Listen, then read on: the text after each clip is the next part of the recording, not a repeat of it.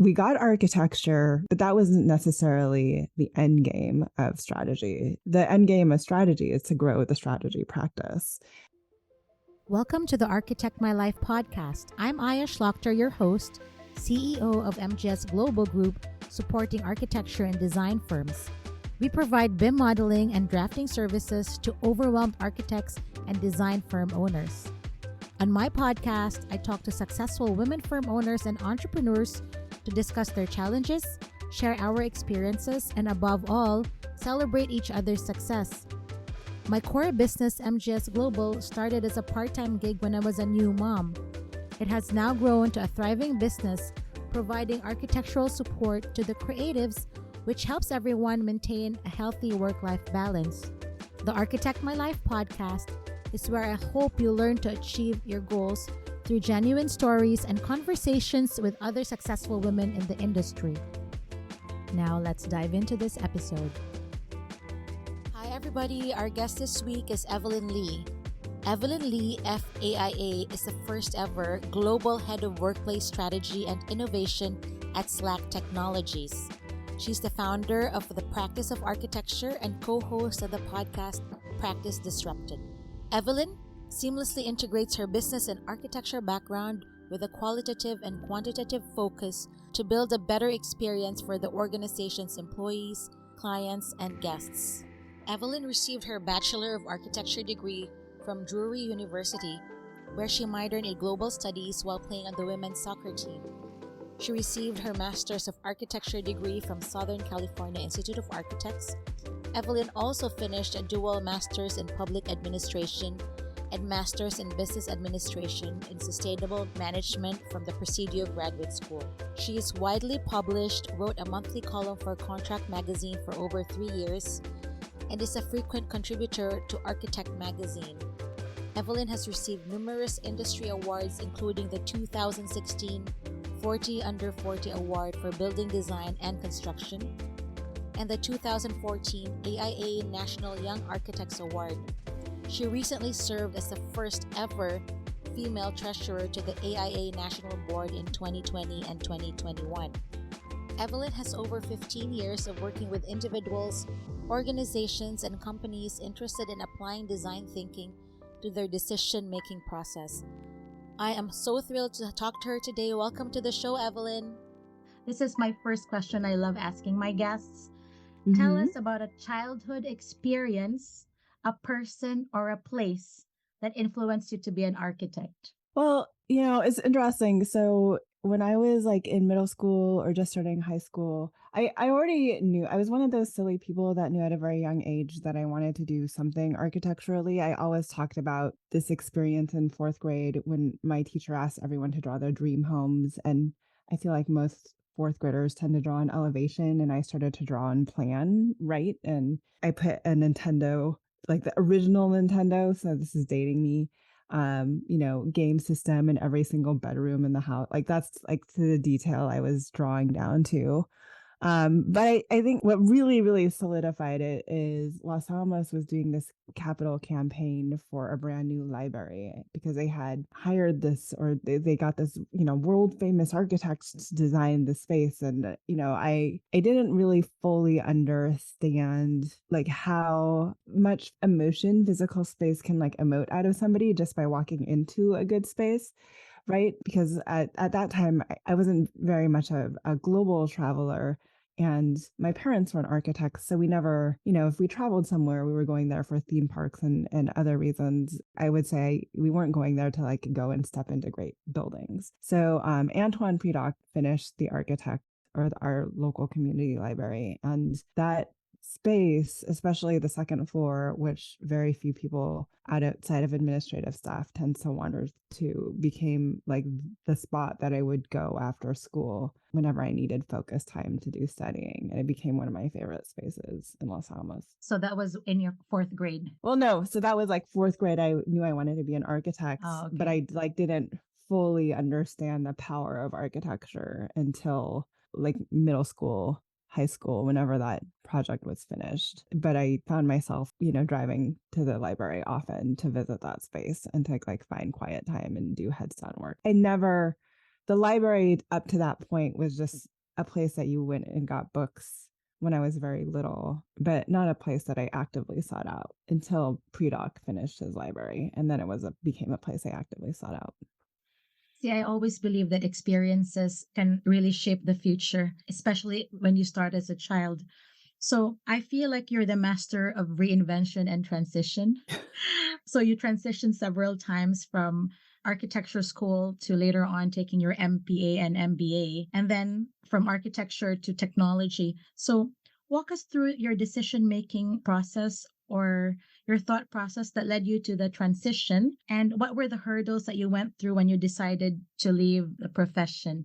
Oh yeah, I think this is so like documented in a variety of different ways and different places, and I have quite a few transitions, so I'll try to keep it short and feel free to interrupt with any questions. But I always knew I wanted to be from an architect from a very young age. I think I only knew that because like my parents saw me drawing and plan, and then they're like, "Oh, you want to be an architect." But having not gone to school or having not known an architect, and one of my formidable experiences, like literally being the library in my hometown, I didn't really fully knew what that entailed until I started applying for schools, right? And at that time, I also was just looking for a school that would give me a soccer scholarship too, which is really hard to do. I didn't understand why, but after being in architecture school, then you understand why it's hard to do athletics and architecture at the same time.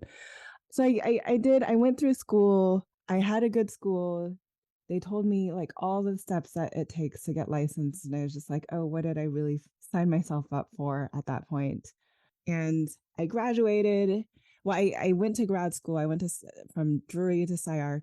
I graduated. It was a little bit of, it wasn't a dip. Oddly enough, I was already interested in a firm that was doing things beyond architecture, that were doing like branding and other things. So I guess this is the first time I've kind of actually realized that. But I landed at this firm called WD Partners, and they were doing really interesting things with national chains around branding. And that's what I wanted to do. But they had a newly opened office in Irvine that was just doing Home Depot sided apps. So essentially, that's what I ended up doing my first year outside of school. And as you can imagine, that became very quickly repetitive. And I was just like, I need something more fulfilling. So then I went and I worked for Dougherty Architects. They do K through 12 and community buildings, and Betsy and Brian were wonderful in the fact that they gave me an opportunity to run a lot of the firm's pro bono projects, which was great. But I also, doing schools in California involves the Department of the State Architect. It's like another layer of authority to get buildings built. And then, of course, everything goes to the lowest bidder, right? So then you get all of these contractors that are trying to, like, that are literally spending half of their job looking for mistakes in your drawings to bid, to change order their way to a profit. And I was just like, this is really just like such a horrible environment to be in. And even though we were doing these schools and influencing the future of our communities, my touch points as an architect with the actual community was so little throughout that entire process. I was hoping to get more engagement, right? And then even though we updated air conditioning and technologies in schools, I had teachers complaining to me that, they need an extension cord for their coffee machine now. The rewards just weren't there, right? So Yeah. I I began looking for something else. And that's when I went to public architecture. And I had a friend, John Kerry at the time, who was the executive director, but he got invited to do a fellowship for the American Academy in Rome. So he was going to be out of the US for a year. So that job was only really supposed to be a year. It was a program manager for the One Plus project there. So I went to business school. I added my MPA. And then when I exited, I knew that I wanted to stay close to architecture, but I didn't want to do what I was doing before. So I worked at MK Think, and I worked under the principal Nate Gore there, supporting this and running the strategy team. And the strategy team was really interesting because it was really just set up to expand architectural services on both sides of the project, both pre-architectural services and post-architectural services. How do we expand that engagement with the client? And that's kind of where strategy sat. So that was really interesting. I felt like I did all the growing I could there. A friend offered me an opportunity to go into brokerage, which I don't necessarily recommend. What is And we brokerage? can Can you explain? brokerage. So brokerage is so like Newmark, Knight Frank, or Newmark. Now they're just called Newmark, CBRE, JLLs, like all of the big brokerages have consulting groups with them, but they're all very competitive, internally competitive. And so not only did I have to sell, and the brokers are the gatekeepers to the clients. So I felt like at MK Think, I was working directly with the clients. At brokerage, I feel like I had two clients that I had to please. I had to please the brokers and then the end clients. And I had to sell twice because the brokers were the gatekeepers to the clients. So I had to sell to the brokers who then would introduce me to the clients and then I would get the job. So I feel like I spent 80% of my job in brokerage selling rather than doing, which is why I left brokerage. And but the work at brokerage was a lot of workplace change management. Pre-pandemic, people were figuring out how to minimize their floor plate and spend less on office space.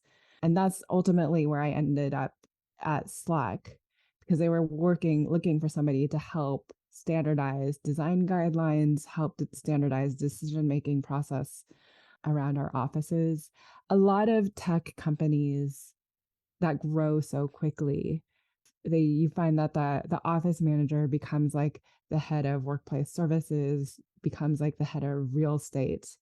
So they don't necessarily have an architectural background and they're learning as they're building the plane, right? As they fly it. And everything they learn is from consultants. But I was the first like architect that they were bringing in-house to work So there. let's step back a little bit. So the MK Think really helped you with expand your business operations and consultancy, correct? It really ignited your interest in this. Yeah, I mean the great thing with MK Think is, and by this time I have served many years within the AIA, right? So I already had this idea that like there's a certain way of things that where we were a certain way of that we were doing things in traditional practice, and I was just like always asking like why are we doing it that way as one of those people, right? And I believed, we complain a lot about services getting taken away from us, right? Like that project managers like took services away from us, that contractors took services away from us. But if you're in a competitive marketplace, like that's true of any industry, right? Unless you're able to kind of hold on to your services and sell your value, that can happen to anyone, not just architects. So, how are other people doing that? And why are we just sitting here complaining that people are taking away space without taking it back? So, for me, MK Think was like this really interesting business opportunity to talk about how a small and medium sized firm, when people think about strategy groups, they think about the Genslers and the Perkins and Wills and the HOKs.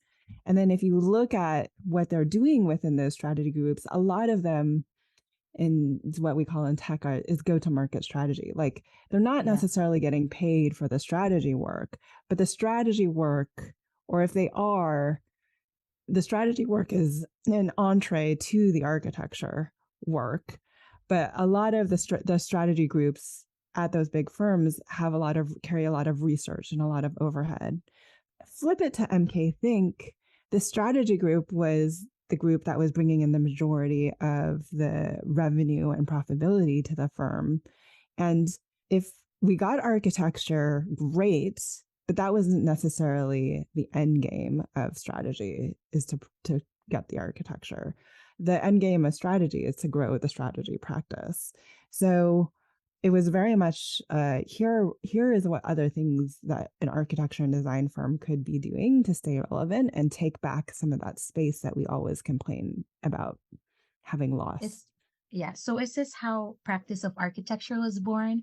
I would like to know what is your origin story of practice of architecture because it's quite Yeah. massive. It's interesting. I don't know if it's massive. I would love for it to be massive. I think it is. I read all your newsletters and and you have a lot of podcasts, but talk about your origin story and what you do exactly. Where do you want to be in terms of, the practice of architecture? Because this is kind of like your entrepreneurial venture, right? This is your It baby. is. It is. It is very much. And I think there's been a small part of me that's always been an entrepreneur, like wanting Yeah. to sell things and make money. Not for money making sake, but also like to create change and build community. So um practice of architecture grew out of my time in business school, frankly. I was sitting in marketing and finance and economics and learning all these principles and reading all of these articles that I wish I had in my professional practice class, but didn't, right? In that 1 hour where you're usually going over the architect's handbook for practice. That's usually how the syllabi are created, right? For that. So at the beginning, it was purely here's what I'm reading in business school. You guys might want to check it out. And I wasn't even helping them bridge the link as to why it's relevant to architects. I was just curating content for architects from other industries that they might want to check out. And then I realized I was just curating. It was purely curating articles. And then I was like, okay, I need to make that connection. And then I left business school with huge ideas, right? There's all of these accelerators and incubators being launched. Like, I want practice of architecture to be the incubators for new ideas coming out of architecture firms, which is still ultimately, frankly, the goal is to help architects expand their services to continue to remain relevant, but also be profitable when their clients aren't building. That's been the goal. But then the pandemic hit, and I realized all of the forward thinking firms are already out there doing that. They don't need help. So how do I move the needle on the majority of practice to get them to think differently? So we dialed it back now, and right now it's focused on business operations coming out of the pandemic and how you run hybrid teams and how you run remote teams. It's really focused on creating a culture of innovation. So then we can have that innovation conversation. But I feel like most architecture firms are the way they're set up, they can't help but be in the weeds with project work and project pipeline. It's hard to get them to explore anything beyond that. So I need to help them put the systems in place to free up that brain space to allow them to do that. So is this through your curated content, or do you have like training, or do you have like a course that people can sign up for, or consulting? That would be perfect, wouldn't it? Yeah, no. Um, yeah. So there are a handful of architecture firms that I have consulted with for a variety of different things, but it's usually focused on strategic operations and building inefficiencies on the business operations side. So I do consult with firms on and off. I, given my full-time day job, there's only so many firms that I can take out any one time and do that. So a lot of it is, for a while I wrote for Contract Magazine and Architect Magazine. I actually think I'm going to bring that writing back in-house to practice of architecture. But it's a lot of articles on how to think differently about business operations. So an example would be if you're looking to increase EDI, right? You shouldn't be talking about culture fit anymore. You should be talking about culture add and how that mindset might shift how you approach your hiring process along with like inclusivity. So just articles informing them. And then for me, the podcast has become an extension of that conversation too, right? So how do we bring in people that are forward thinking or people that have transitioned to other careers and talk about all the things that architects could be doing if we allowed ourselves to explore those things? That's true. And I read all your content about business operations because, I protect my I, time so much. I think I read an article that you said, or a podcast, that you have to build everything up front right now in your operation so you could free up your time for the future and spend more time business development instead of doing everything at the firm. So can you talk a little bit about your agile practice? You said you're building something or practice of architecture on agile practice? Yeah, so I actually need to this is a good reminder that I need to update the front page of my practice of architecture. So only my newsletters or newsletter readers know about the agile practice. And then really it is right now it's a series of like 60 different questions you can be asking yourself as a firm leader as to whether or not your systems allow you and your culture allow you to be more agile. And then I'm building out content. I do a lot of research for all of these articles that I write for Architect and Contract Magazine. So I'm beginning to share out like my research process. So if for any reason you want to look at like the articles that I'm researching to write the articles, if you want to go deeper dive into something, it allows people to do that. But the other thing is, like I said, I'm moving all of my articles. I'm doing a lot more self-publishing and moving all of my articles on that platform. But it's really about how do we take this idea of agility and nimbleness and begin to build it into the firm. We haven't fully immersed from from COVID, the pandemic. I mean, maybe the pandemic is now an endemic and we're living with it, right? And you going to get the booster shots or the flu shot, like is synonymous as the flu shots. But there's going to be other things that take us out of our offices that physically disconnect us. So how do we build businesses that can thrive and have business continuity through those times? And how do we change the way we work, frankly, to offer caregivers, because we're going to have more people like you and I, right? Of this, we're in the sandwich generation. I'm going to be dealing with end of life, let alone the like raising my children at the same time. So it's caregiving on both sides of the spectrum. So how do I, is there a way to set up your firm to support individuals like myself to give them the flexibility they need to do those things and still have a full-time job? So that's when I'm talking about agility, is just how do you constantly have this culture of Flexibility also. innovation change, right? Yeah. To continue to adapt over time. Yeah. Um, as your people go through different stages of life, right? If you keep a person for their entire career, which rarely happens, but you're keeping them as like, the 20 something who can give you the hours, and then they have a partner and then they have children, like your commitment to your work changes over time. So even if you want to hold on as a partner in the firm, you want to change how much you're able to give to your work. These are kind of all principles that we should be building into our businesses. So yeah, I actually read a lot about your articles through the LinkedIn US Creator Accelerator program. Can you talk about that? And I mean, your focus on technology and innovation. How did you get into that program? Yeah, it's interesting. So there's a lot of I mean, any social media platform right now has creators that are creating on that platform. LinkedIn has the fewest amount of creators. They say like only 1%, maybe 2% of all of the people who are on LinkedIn are actually creating on the platform, and they're trying to grow their community. So they have committed, I don't know, an X number of millions of dollars to growing more creators on the platform. And depending on how often you publish, I got invited. I got an email saying there's this LinkedIn CAP, the Creator Accelerator program. Do you want to apply? And I applied and I got accepted. There's 120 of us in the US. There's other cohorts in the UK and India, and they encourage us to post 3 times a day, or not 3 times a day. That would have been a Oh, huge wow. commitment. No, 3 times a week. So they encourage us to post 3 times a week. And this latest one has a focus specifically on innovation and technology. So I've been focused on, what is technological debt? How does it show up in architecture firms? How do we get rid of technological debt and really understand what tool stacks we're using? I just posted something yesterday on, and it's getting a lot of critical and good feedback. But I have clients or had clients that used to do floor plans in Excel, I and saw that. yeah, right.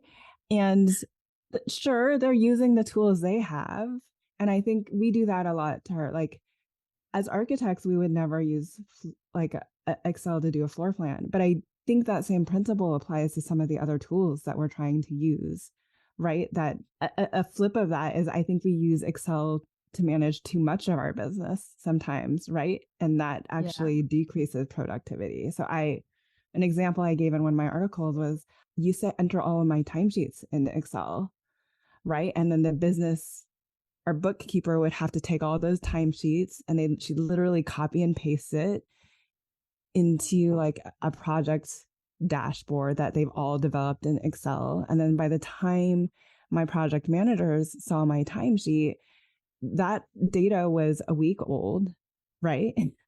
But so it's like it was a mechanism to say like we do this to ourselves. Like we are not using our products and tools correctly.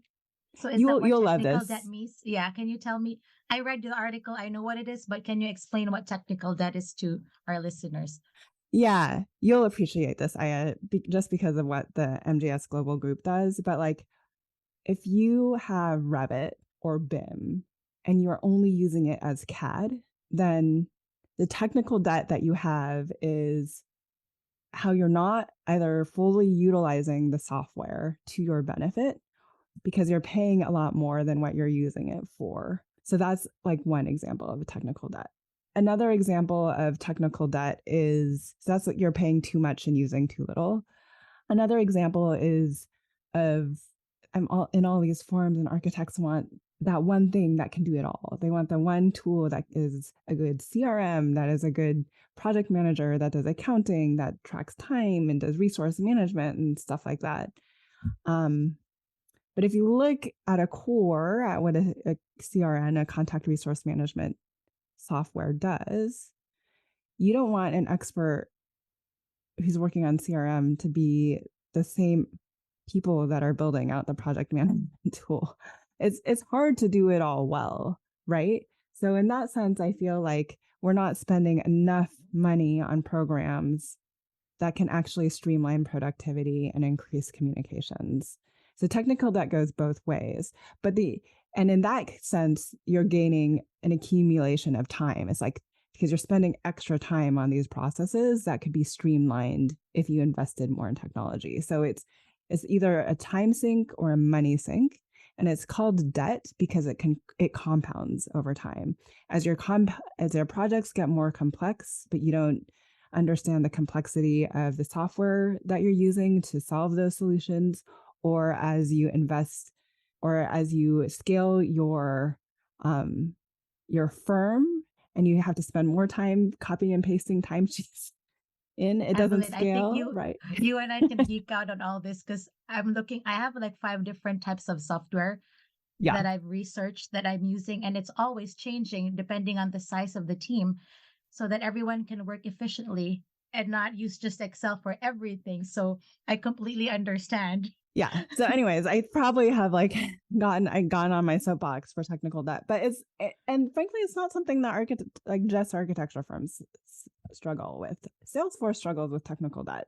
Um, any small and medium sized organization focuses struggles from technical debt, but it's a balance between understanding that there's a cost for doing business, but also you need to give your people the right tools so they can execute well, right? Yes. And speaking of this content accelerator, you also talk about technology and innovation. And one of your posts in LinkedIn, you talked about your digital headquarters. Do you think that a lot of the firms now have digital headquarters post pandemic? What do you see right now in terms of architecture firms adapting to having a digital headquarters? Yeah, I mean, I think most companies actually have digital headquarters. And by digital headquarters, I mean I don't know. I might get in trouble at Slack for saying this. So at Slack, we call Slack our digital HQ. So it's like the one place you go to get all the information that you need. But I really think if you think about a building, right, and all the systems that go into a building, like your physical HQ, your digital HQ is similarly held up by the various different technology stacks that you have. So I feel like in the move to remote work, everybody created a digital HQ.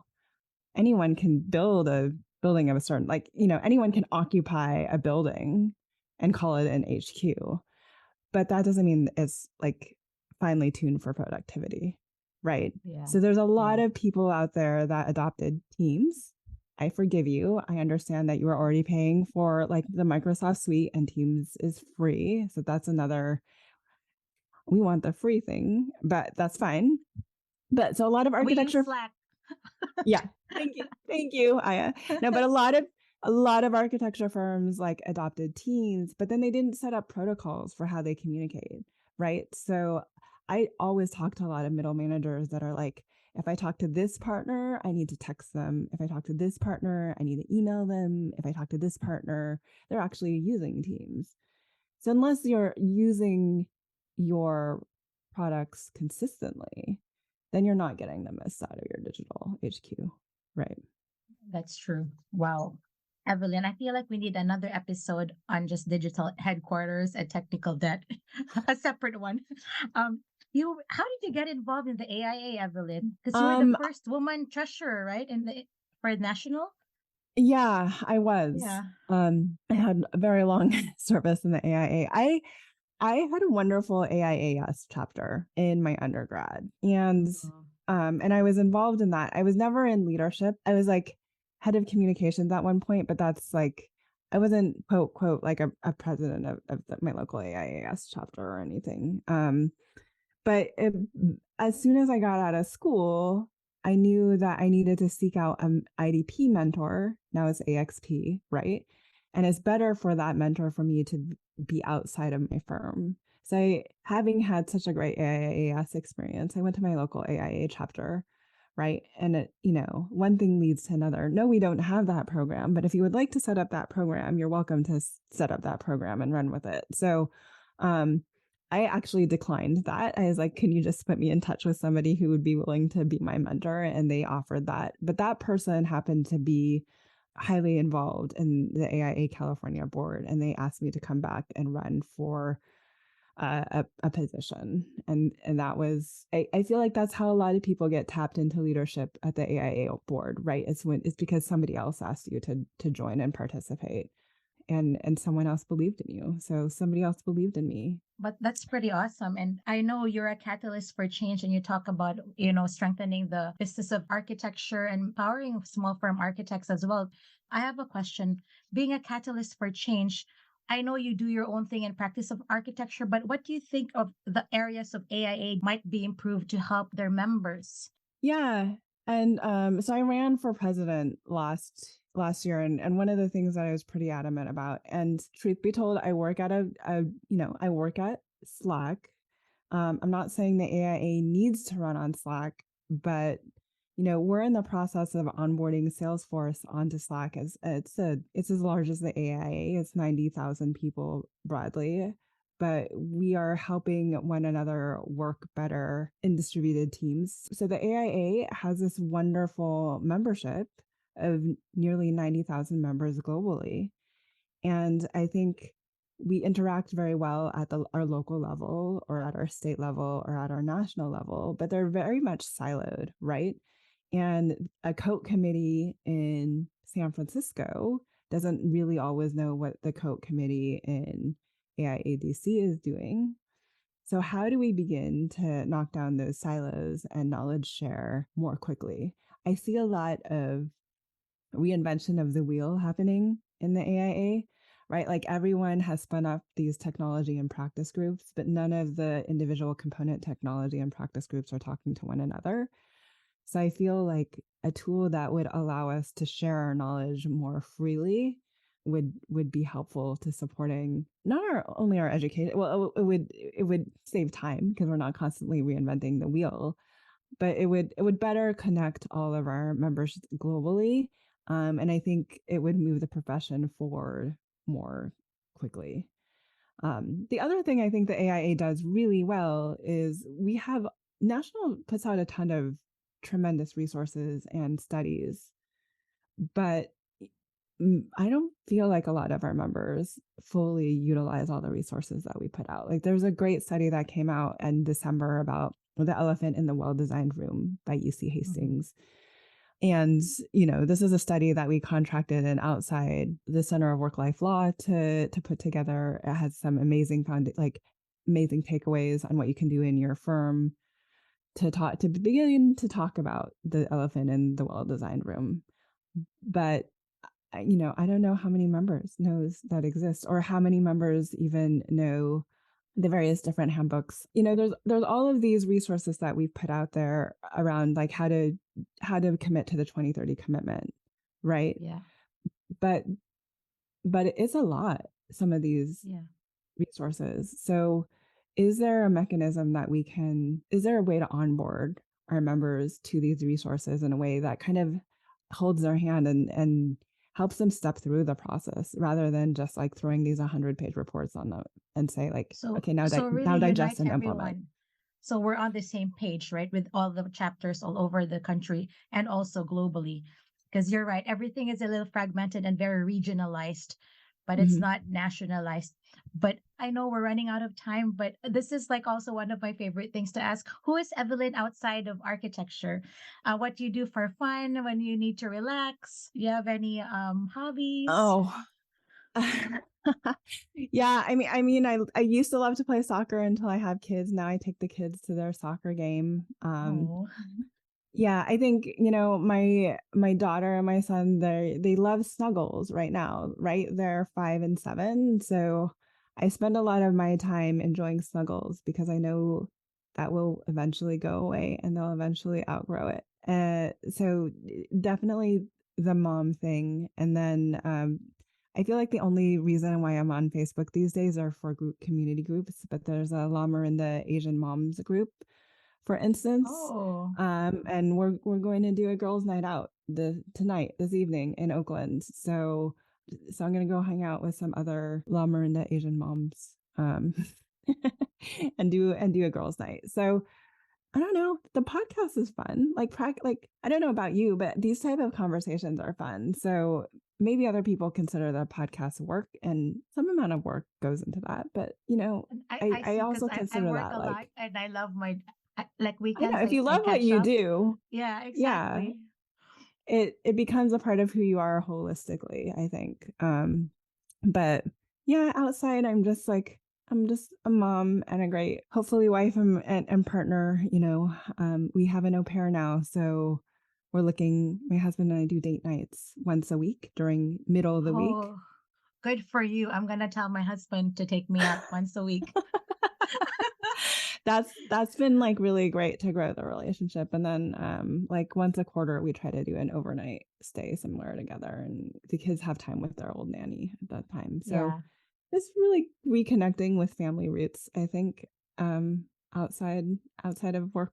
But I Yeah, enjoy I these think it's really good. conversations, right? No, it's good because people also ask me what you do. You're so busy, you produce so much content, da da da. I'm like, I mean, I have something, it's kind of embarrassing, but people already know I watch K drama. It's like really embarrassing, but that's my one thing that I do that a lot of people are shocked, Yeah. but it's I okay. do binge. I do binge a lot of an astonishing amount of like Netflix and Hulu because I'm one of those Yeah, people that like I need background noise. yeah, I was one of those people that always had my headphones on studio because I was listening to some type of CD. So yeah. I definitely I binge all sorts of shows, and I See, we're cry a human, lot Evelyn. for Hallmark Channel movie channels. Yeah, like I'm a big emotional.